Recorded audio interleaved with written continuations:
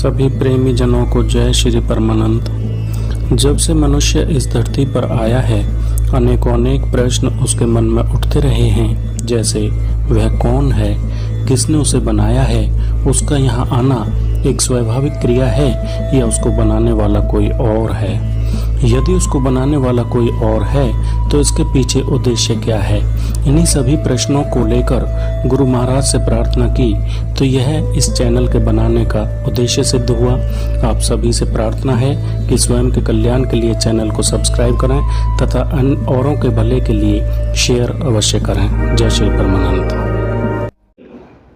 दो भाई थे, दो भाई, एक सत्संगी था, एक अंतर्मुखी था, एक बहिर्मुखी था। अंतर्मुखी उसे कहते हैं जो अंतरात्मा को जानता है, बहिर्मुखी उसे कहते हैं जो अनेक ईश्वरवाद पर विश्वास करता है। जैसे वो हर आदमी को अपना पिता मान लेता है,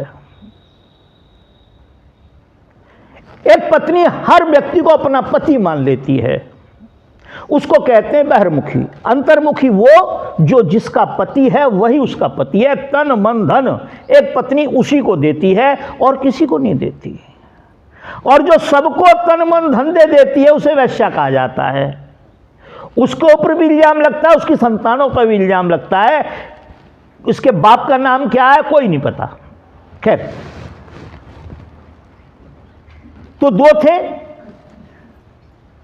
बड़ा सुंदर काम था उनका।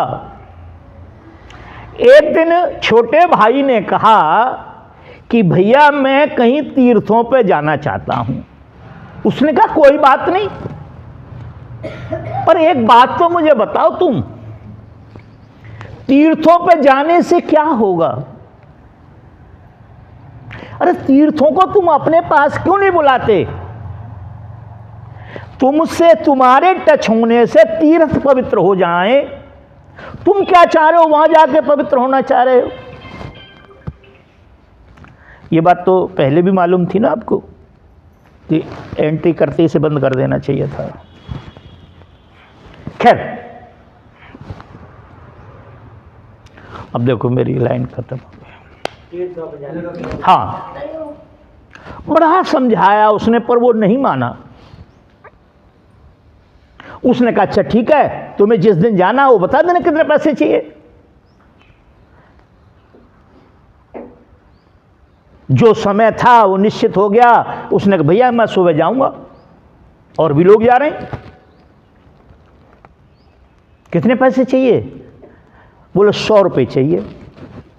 उसने 100 रुपये उसको दिए, जाओ अपने तीर्थ कराना, और ये 100 रुपये मेरी तरफ से ले जाओ। अपने साथ साथ मेरे तीर्थ भी कराना, जहां तुम्हें 2 रुपये चढ़ाने हो मेरे भी चढ़ा देना। और एक मेरी ये तोरई है, तोरई जानते होंगे सब, इसे ले जाना। जहां भी तीर्थ में स्नान करना हो, इस तीर्थ में इस तोरई को मुझे समझ करके, मेरा प्रतीक मान करके कि ये मेरा भाई है, और इसे स्नान करा के ले आना। अरे हमने कहा तो बहुत अच्छी बात है, इसमें क्या है, मेरे 100 से 200 हो गए। वो चला गया, सब जगह तीर्थ करने आ गया। जगन्नाथ भी गया, फलानी पुरी भी गया, इस पुरी भी गया, सब्जी भी गया, सब जगह गया, पराठे भी गया, कचौड़ी भी गया, सब जगह गया। 6 महीने बाद आया, 6 महीने बाद वापस आया। जब 6 महीने बाद जब वापस आया तो बड़े भाई ने कहा भैया तुम तो थक रहे होगे, चलो मैं भोजन बना लेता हूं, और सुनाओ सब ठीक ठाक हुआ? अरे भैया बहुत अच्छा रहा, फलानी जगह गया, मैं फलानी जगह गया, मैं वहां गया, मैंने वहां तीर्थ किया, मैंने वहां नागा देखे, वहां नागिन देखी, सब कुछ देखा मैंने। बहुत अच्छी बात है।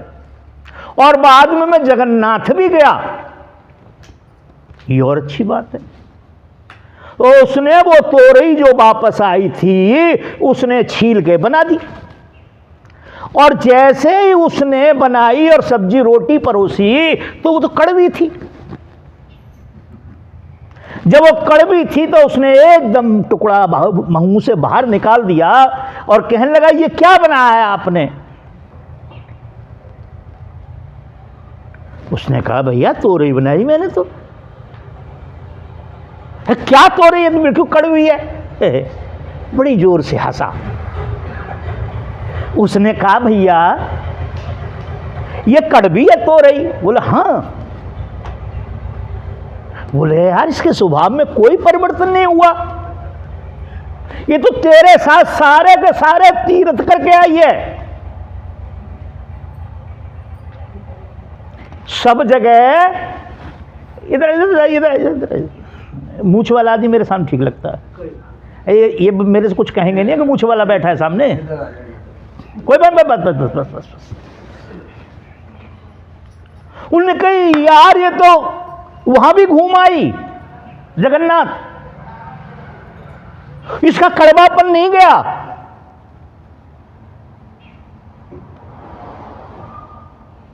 तो एक शब्द है, एक संत ने बनाया इस पूरे उसको,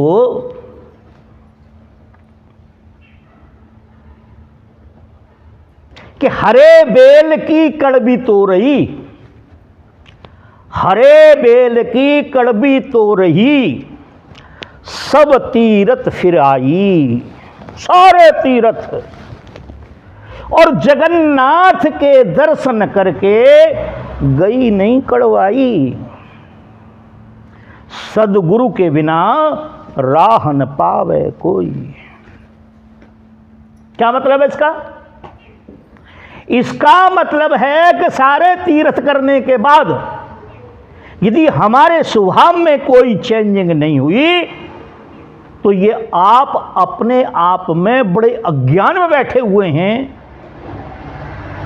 आप बड़े भ्रम में बैठे हुए हैं कि आपकी मुक्ति हो जाएगी और मैं आपकी मुक्ति करा दूंगा। नहीं होगी, किसी भी कीमत पर नहीं होगी। क्यों नहीं होगी? कि मुक्ति होनी है हमारे स्वभाव की। आत्मा तो सदैव मुक्त है, आत्मा सदैव मुक्त है। आत्मा जो है चार चीजों के बंधन में, मन बुद्धि चित्त अहंकार के। जैसा ये चारों के चारों कहते हैं, आत्मा सूक्ष्म शरीर को लेकर के यहां से निकल जाती है, उसे फिर सजा मिलती है, उसके बाद फिर यहां आ जाती है। क्यों? कि सबसे पहले तो हमारे स्वभाव में परिवर्तन होगा। संत मत ये कहता है कि जब तक इस आत्मा की मुक्ति नहीं हो जाएगी तब तक हमारा संबंध समाप्त नहीं होगा। आपको 50 जन्म के लेके आना पड़े और मुझे आपकी मुक्ति के लिए 50 जन्म लेके आना पड़ेगा तो भी आना पड़ेगा। जब तक आत्मा की मुक्ति नहीं हो जाएगी तब तक हमारा और आपका संबंध विक्षेप नहीं होगा, मतलब खत्म नहीं होगा। मुक्ति तो करानी पड़ेगी। हम जब नाम देते हैं कमरे को साफ किया जाता है, कोई कीड़ा मकोड़ा कोई न रह जाए उसमें, कि वो भी अनायास ही सुन ले उस सिस्टम को, तो उसको भी बिना भजन के मुक्ति देनी पड़ेगी। वो भजन करे न करे, हमें भजन करना पड़ेगा। हमें अपने गुरुओं के भजन में से काट के भजन देना पड़ेगा, कोई रोक नहीं सकता है। हमारा उद्देश्य यह है कि सारे परिवार के लोग बैठ करके सुबह आंख बंद करके भजन करें, एक दूसरे के सुख दुख में शामिल हों, एक दूसरे के रिश्तों की कदर करें। बहू सास की कदर करे, सास बहू की कदर करे, बाप बेटे की कदर करे, बेटा बाप की कदर करे। हमारा तो प्रेम का मार्ग है। काय का मार्ग है? प्रेम का मार्ग है। एक सत्संगी आदमी के ऊपर कोई थूक दे, कोई फर्क नहीं पड़ता है। एक महात्मा थे, सत्संगी थे वो, तो हमारे यहाँ पहले आश्रम जितने बनाए जाते थे वो सब किसी न किसी नदी के किनारे बनाए जाते थे। क्यों? कि हमारे पानी का कोई साधन नहीं था, ना कोई हैंडपंप होता था। अब साधु कुछ दिन यहाँ रह रहा है तो यहाँ कुआं खुदवाए, फिर आगे जाके कुआं खुदवाएगा तो उसके लिए पैसे चाहिए। तो वो नहीं है। महात्मा जो हुआ करते थे वो घर इसीलिए छोड़ते थे कि इस पैसे में कहीं सुख नहीं मिला, इन बाल बच्चों में, इनमें किसी में सुख नहीं मिला। तो हमेशा तीर्थ जो है किसी नदी के किनारे होते थे। एक महात्मा जी थे, वो सुबह जाते थे स्नान के लिए, अपनी गंगा में स्नान करके अपने आ जाते थे और बैठ के अपने भजन ध्यान करते थे। कोई बात नहीं। ईर्ष्या सभी में होती है। ईर्ष्या एक जड़ है, एक चीज है जो सब व्यक्तियों के अंदर बैठी है। अब ईर्ष्या को खत्म कैसे करना है, ये हम लोगों को मालूम होना चाहिए। ईर्ष्या में पानी दोगे बढ़ती चली जाएगी, घृणा में पानी दोगे बढ़ती चली जाएगी, शांति में पानी दोगे तो शांति बढ़ती जाएगी, ज्ञान में पानी दोगे तो ज्ञान बढ़ता चला जाएगा। तो वहां और भी आश्रम थे 50-40, वह और जो लोग थे उनसे बड़ी घृणा करते थे। तो एक दिन सब बैठे हुए थे और कहा कि यार ये महात्मा को गुस्सा नहीं आता है, और जिसे गुस्सा नहीं आता, जिसे क्रोध नहीं आता, वो तो सब कुछ कमा लिया उसने। और जिसे क्रोध आता है, सही मायने में क्रोध अज्ञान में आता है, और अज्ञान का अर्थ ही केवल यह है कि वो महामूर्ख आदमी है, अपने आप को श्रेष्ठ माने बैठा है, दूसरे को अश्रेष्ठ माने बैठा है। एक आदमी मेरे जैसा था, कोई मूर्ख, उन्होंने कहा तो मैं करा दूंगा इस काम को। तो ठीक है, क्या दोगे? बोले 500 रुपये देंगे। ठीक है।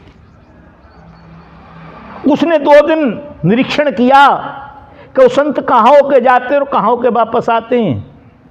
जहां होके संत जाते थे वहां से उसने देख लिया, एक वृक्ष पे बैठ गया ऊपर। जैसे उधर से संत आए और जैसे ही वो आए तो उन्होंने उसके ऊपर थूक दिया। क्या किया? थूक दिया। जब उसने थूक दिया तो संत ने ऊपर को देखा और देख करके वो वापस चले गए स्नान के लिए, वापस स्नान कराए अपने। फिर वापस आए। गुरु महाराज ये बताया करते थे, कोई 50-40 बार हुआ ये, तब तक शाम हो गई। वो थूकता रहा और वो वापस स्नान करने जाते रहे और वो वापस आ गए। लास्ट टाइम पे वो व्यक्ति ऊपर से कूद पड़ा, उनके चरणों में लेट गया। और जब लेट गया रोने लगा, कहा कि मैंने आपके साथ बहुत गलत किया है, मैंने बहुत कुछ कहा आपसे, आपके साथ बड़ा अनुचित व्यवहार किया है। संत ने कहा मेरे साथ तो तुमने कुछ किया ही नहीं, मेरे साथ क्या आपने व्यवहार किया है? अनुचित या उचित मेरे साथ कुछ नहीं किया, बल्कि मैं तो अपने आप को धन्य मान रहा हूं, आज के आपके माध्यम से मैंने 50 बार गंगा का स्नान कर लिया। क्या किया मैंने? आपकी वजह से मैंने 50 बार स्नान कर लिया। अगर आप मेरे साथ ऐसा ना करते तो क्या मैं स्नान करता? नहीं करता।